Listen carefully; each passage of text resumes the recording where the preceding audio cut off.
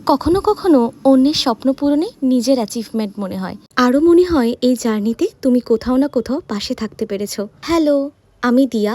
30 দিনের 30টা mini blog চ্যালেঞ্জের আজকে ডে 7। আজকের দিনটা যেহেতু অনেক স্পেশাল ছিল, তাই সকালে ঘুম থেকে উঠে স্নান সেরে নিয়ে এত জামা কাপড় থেকে এই জামাটা পছন্দ করেছিলাম। ভাত খাওয়ার একেবারে সময় পাইনি জানো তো, তাই আম খেয়ে একটা কেক কিনে নিয়েছিলাম।